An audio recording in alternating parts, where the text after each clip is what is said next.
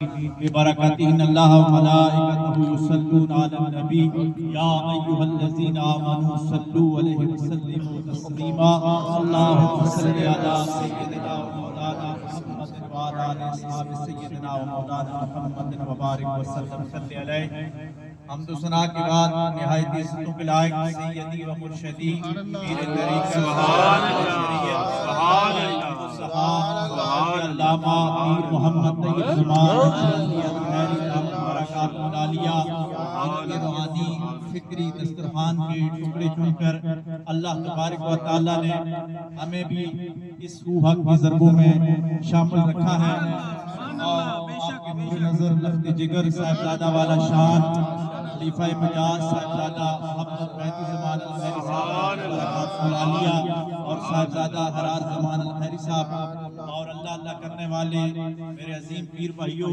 اللہ تبارک و تعالیٰ کا شکر ہے کہ اللہ تبارک و تعالیٰ نے ہمیں صدیقی مشن کے اس عظیم علم بردار کی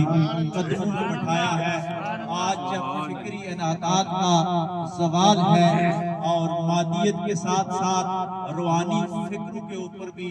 اغیار کا اور سامراج کا قبضہ ہے، تو ایسے حالات میں دل سے دعائیں نکلتی ہیں اس مرد کلندر کے لیے کہ جس نے اس کٹیا روحانی کٹیا میں بیٹھ کر ہمیں وہ جام پلایا کہ ہم آج یوم سیدنا صدیق اکبر رضی اللہ تعالیٰ عنہ سامعین، کائنات کا یہ دستور رہا ہے کہ کسی بھی بڑی شخصیت کے چلے جانے کے بعد یہ دنیا کا تواتر رہا ہے کہ اس کی ریپلیسمنٹ ملنا بہت مشکل ہوتی ہے، اور خاص کر کے جب نبوت کا سلسلہ ختم ہو جائے، کیونکہ اس سے پہلے 1,24,000 پیغمبر آتے رہے آدم علیہ السلام سے، ایک پیغمبر جاتا تو کچھ عرصے کے بعد دوسرا پیغمبر آ جاتا، دوسرا جاتا تو تیسرا آ جاتا، لیکن میرے آقا علیہ السلام خاتم النبیین کا تاج اللہ تبارک و تعالی نے آپ کے سر پہ سجایا، اور آپ کے ظاہری وصال کے بعد امت کی اس کشتی کو جس نے سہارا دیا اور آقا علیہ السلام کے مشن کو بہینی ہی آگے تک پہنچایا، وہ ہستی اگر کائنات عالم میں نظر آتی ہے تو جناب سیدنا صدیق اکبر رضی اللہ تعالیٰ۔ دیکھا جائے کہ روحانی طور پر اور فکری طور پر جو شخصیات اپنے بڑوں کے ساتھ محبت میں مستغرق ہو جاتی ہیں،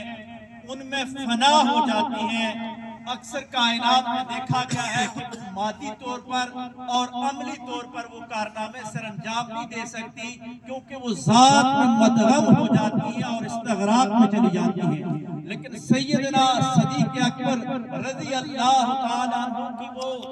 ذات ہے کہ جو عشق میں آئے تو کئی راتیں جاگتے رہے، کہ آقا علیہ السلام نے فقط ایک بار کہا تھا کہ صدیق ایک رات ایسی آئے گی کہ میں تیرے گھر آؤں گا اور ہم مل کے کہیں چلیں گے۔ صدیق اکبر کے گھر جب آقا علیہ السلام گئے تو دروازہ کھٹکھٹانے کی نوبت نہیں آئی، صدیق اکبر نے فرمایا یا رسول اللہ صلی اللہ علیہ وآلہ وسلم، جب سے آپ نے اشارہ دیا تھا صدیق اس دن سے انتظار کر رہا تھا کہ کب وہ گھڑی آئے گی کہ میرا محبوب میرے در پہ آئے گا اور میرے در کو یہ روشن فرما دے گا۔ ایک طرف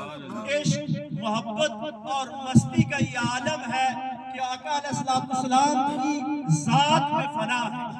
لیکن جب مشن کی باری آتی ہے، میرے آقا علیہ السلام جب دنیا سے تشریف لے کے جاتے ہیں تو یہ وہ صدیقی مشن ہے جو نقشبندیوں کو ملا ہے کہ ذات میں اس حد تک فنا ہو جاؤ کہ دنیا دیکھ کے اندازہ کر لے کہ یہ مرشد کی ذات کے اندر فنا ہو چکا ہے، لیکن جب مشن کی باری آئے تو اپنے ذاتی جذبات کو، اپنی ذاتی روحانیت کو ایک طرف رکھتے ہوئے اس وقت پھر وہ ان منافقین کے سامنے جا کے ابوبکر صدیق کھڑے ہو جاتے ہیں۔ وہ یہ نہیں دیکھتے کہ ابھی رسول اللہ صلی اللہ علیہ وآلہ وسلم کی میت مبارک پڑی ہوئی ہے، وہ اپنے غم کو حضور علیہ السلام کے مشن کے غم پہ ترجیح دیتے ہوئے وہاں جا کے کھڑے ہو کے خود آگے نہیں ہوتے، بلکہ فرماتے ہیں کہ لوگوں، حضور علیہ السلام کے فرامین کی روشنی میں آپ کو یہ کہتا ہوں کہ لڑائی بند کر لو، میں عمر فاروق اور ابو عبیدہ کو پیش کرتا ہوں، کسی ایک کو امام بنا لو، لیکن خدا کے لیے مصطفیٰ کے مشن کو نقصان نہ پہنچانا۔ یہ وہ اعلیٰ مقام ہوتا ہے کہ جب آپ کی روحانیت، آپ کا غم ایک طرف ہو لیکن آپ مشن کے لیے آگے چلے جاتے ہیں اور خود کو پیش نہیں کرتے بلکہ دوسری شخصیات کو آگے کرتے ہیں۔ لیکن اللہ تبارک و تعالیٰ نے پھر یہ انعام فرمایا کہ صحابہ کرام نے جناب عمر فاروق رضی اللہ تعالیٰ عنہ نے پکڑ کے فرمایا کہ نہیں، اب ہماری امامت کے اگر کوئی قابل ہے تو وہ سیدنا صدیق اکبر۔ یہ وہ نبوی مشن جو آپ کی ذات کے اندر تھا کہ 2.5 سالوں کے اندر آپ نے امت کو وحدت کے اس عظیم لڑی میں پرو دیا کہ وہ بنیادیں اتنی مضبوط ہو گئی کہ آج تک اسلام کے کسی بھی فکری دروازے پہ کوئی بندہ حملہ نہیں کر سکا۔ یہ صدیقی مشن کا اور صدیقی فکر کا وہ عظیم پیغام تھا جو ہمیں دے گئے، اور ہم اس کو اگر اپنی خانقاہی سوچ میں لے کے آئیں تو میں اپنے سیدی و مرشدی کو جب دیکھتا ہوں تو مجھے یقین جانیے کہ اپنے آپ پہ تو بہت زیادہ کمزوریاں نظر آتی ہیں، لیکن جب یہاں دیکھتے ہیں تو مجھے ایک بات پہ شرح صدر ہوتی ہے کہ ہم نے اس مرد درویش کو دیکھا کہ یہ خواجہ خواجگان، خواجہ خیر پیر محمد عبداللہ جان رحمت اللہ علیہ کی ذات میں اس حد تک فنا ہو چکے تھے کہ پیرانہ سالی میں، معاشی معاملات اور پریشانیوں میں، دفتروں اور نوکریوں کے حالات میں ہم نے جب بھی ان کو دیکھا تو یہ نظر آیا کہ واقعی نقشبندیوں کی وہ رمق اس درویش کے اندر موجود ہے کہ جب حکم ہو گیا تو آپ نے سب کچھ چھوڑ کر خواجہ ابو الخیر صاحب کی ذات کو پریارٹی دیا اور اس کے اندر مدغم ہو کے رہ گئے۔ اور پھر اسی طریقے کے ساتھ جب خواجہ صاحب کا وصال ہوتا ہے ادھر سیدنا صدیق اکبر رضی اللہ تعالیٰ عنہ جا کے آقا علیہ السلام کی اس عظیم میت مبارک کے ماتھے پہ بوسہ دے کے فرماتے ہیں کہ اے میرے حبیب آپ پہ 2 موتیں نہیں آ سکتی۔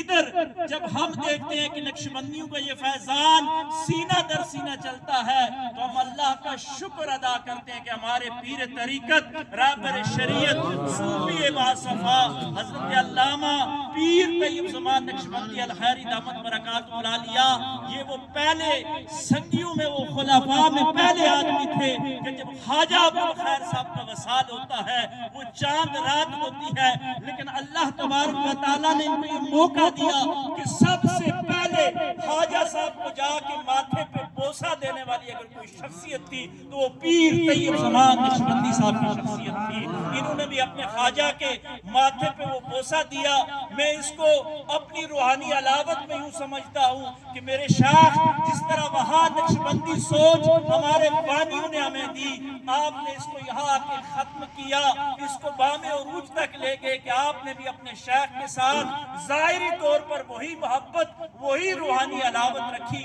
اور باطنی طور پر بھی اللہ تبارک و تعالیٰ نے پھر وہی فوقیت اور وہی مرتبہ عطا فرمایا کہ جب خواجہ ابو الخیر پیر عبداللہ جان صاحب کے آخری لمحات تھے، آخری 2 دن تھے، تو پیر صاحب کو بلا کے خصوصی کچھ پیغامات دیے اور آخری رومال نکالا اور فرمایا کہ صوفی صاحب یہ آخری نشانی میں آج آپ کے حوالے کر رہا ہوں۔ یہ وہ پیغام، یہ وہ انعام ہوتا ہے کہ اللہ والوں کے ساتھ جب آپ دل کے ساتھ وفا کرتے ہیں تو اللہ تبارک و تعالیٰ آپ کو انعام سے نواز دیتا ہے۔ میرے سنگیوں، نقشبندیوں کا یہی مشن ہے کہ ذات کے اندر بھی مدغم ہو جاؤ، ذات میں بھی فنا ہو جاؤ، لیکن اس کے ساتھ ساتھ مشن کے اندر بھی فنا ہو جاؤ۔ صدیق اکبر کی زندگی اسی چیز میں تھی کہ وہ دونوں میں بیلنس تھے، جس کی وجہ سے امت کی کشتی آج تک عروج کی طرف گامزن ہے۔ اللہ تبارک و تعالیٰ اس عظیم صدیقی فیض سے اور اس عظیم